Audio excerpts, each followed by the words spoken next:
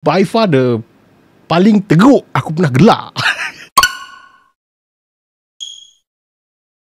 Alright, Assalamualaikum dan juga salam sejahtera. Hai, kembali lagi ke Zah Vlog. So hari ni kita nak buat sikit review tentang sebuah filem sequel kepada filem yang favourite aku sebelum dia viral kat Netflix lagi.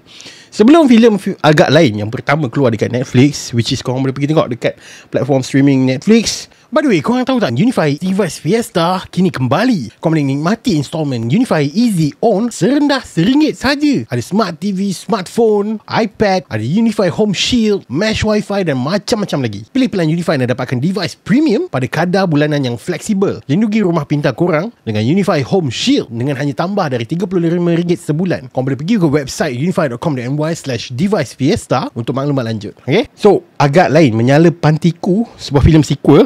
Okay, aku baru tahu masa aku tengok trailer Agak Lain Menyala Pantiku ni. Agak Lain adalah sebuah filem yang one off. Dia bukan related to one another of the film. Dia macam cerita senario dulu. Kalau dulu kita ada senario dan sekarang Indonesia ada Agak Lain. Macam itulah. Filem-filem senario kan, setiap satu filem dia tak ada satu filem pun yang bersangkut paut. Okay, setiap satu filem satu cerita yang berbeza. Sama juga untuk Agak Lain. Kali ni bukan cerita cerita hantu, cerita horror, tapi cerita horror komedi. Tapi ni adalah filem misteri, thriller, komedi. Macam tu lah, lebih kurang lah. Okay, but okay, aku nak rangkumkan kesediaan aku menonton filem ini. Aku tak ada expectation sangat. Walaupun aku tahu Agak Lain ni dia punya franchise, dia punya jokes memang power, tapi aku tak adalah nak expect tinggi sangat. Sebab biasanya sequel ni macam lagi teruk daripada first film kan. So aku tengok dengan zero expectation.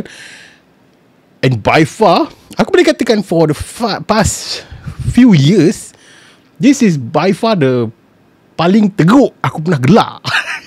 Bukan teruk, dia macam paling, kau tahu, aku jenis yang gelak kuat tau. So kadang-kadang tu dalam power gam, aku tak nak kacau balik, aku akan gelak, tolak suara aku ke atas. Aku gelak macam ni banyak gila kali dalam power gam. Hari tu nasib baik aku tengok belah pagi, tak ada orang. So macam heaven gila lah tengok seorang-seorang kan. Tapi tengok dengan wife aku, then we both had so much fun.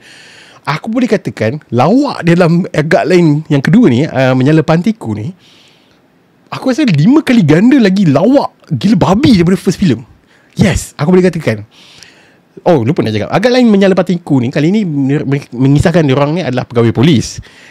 Diorang ni perlu menyelinap ataupun menyelusup, apa perkataannya, menyelinap masuk ke dalam panti asuhan ni sebagai pekerja dan juga pesakit di dalam, bukan pesakit lah, penghuni rumah panti asuhan ni, untuk menyiasat siapa di antara warga tua kat dalam rumah orang tua ni adalah pembunuh tersebut. So it was quite a thrilling comedy type of film lah. Okay, macam aku cakap tadi, comedy untuk filem ni memang out of this world. Memang kelakar nak mampus. Walaupun berbeza bahasa, tapi aku boleh faham dan benda tu macam relatable dan sangat-sangat kelakar nak mampus. Tetapi adakah filem Agak Lain Menyala Pantiku ini better than the first film? Comedy wise, yes, but story wise, aku lagi suka yang first. The first one was better of execution, of pemahaman dan juga mungkin plot twist di sini sana, dan juga ada resolution pada penghujung, memang complete. Tapi untuk yang second one was quite underwhelming dari segi penceritaan story. Sebab aku perasan kebanyakan jokes dia adalah macam waktu kau filler. Dia bukan core story pun. Faham tak? Dia bukan jalan cerita utama tu. Dia ada macam side quest yang lawak dekat situ. So macam Agak Lain yang pertama, memang jalan-jalan cerita tu lah banyak gila jokes komedi dengan, walaupun dia tak adalah sekelakar yang second. Tak dinafikan the second film Agak Lain Menyala Pantiku memang over the top punya type of comedy. Tapi dari segi story, aku merasakan first was better than the second one. Bukan nak mengatakan second film ni tak menarik. Cuma dari segi, aku rasa keseronokan aku menonton filem tu, aku lagi teringat cerita yang pertama berbanding yang kedua. Macam tu. Itu je aku punya review. Aku sangat pendek je, aku tak nak cerita lebih-lebih.